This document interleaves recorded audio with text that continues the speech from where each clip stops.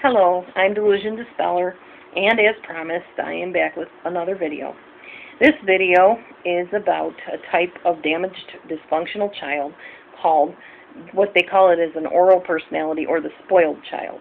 A lot of times, a child that is spoiled and turns out in the way we're going to talk about stems from having a narcissistic parent or an abusive parent.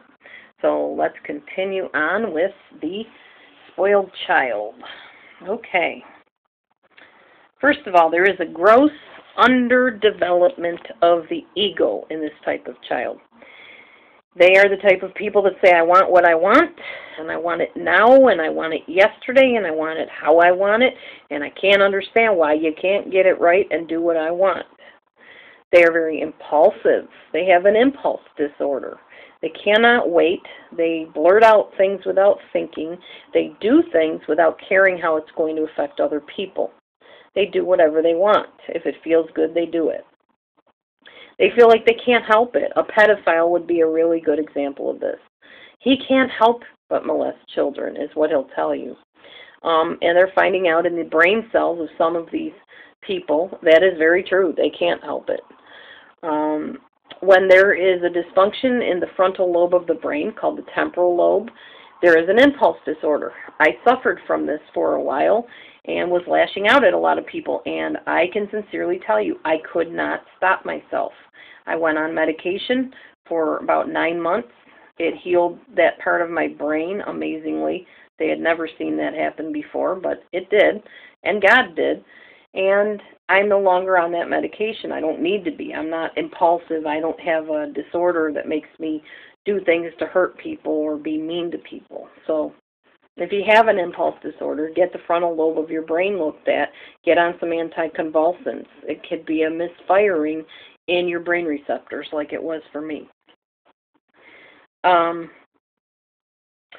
are certain urges that a human being has, and somebody that is this spoiled child has learned to control those urges and will not act out on them. And these are natural urges. Sometimes it's an eating disorder that it manifests itself in.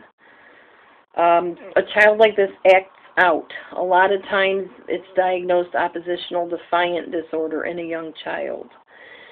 They are very much the people that are kind of what they call the self-fulfilled prophecies. They believe the worst is going to happen to them, and all of their actions lead life to happen in such a way that the very thing that they feared does indeed come to pass.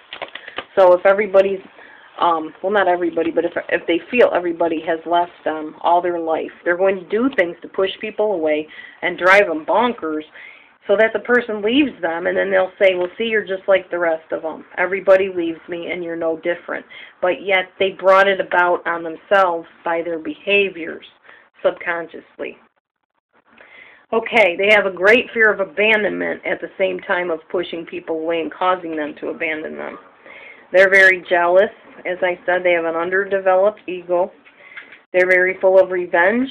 They have temper tantrums, even as adults. They're uncontrollable.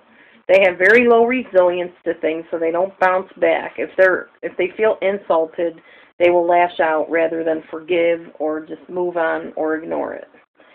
They have a high level of perceived self-efficacy, which means they cause people to give in to them.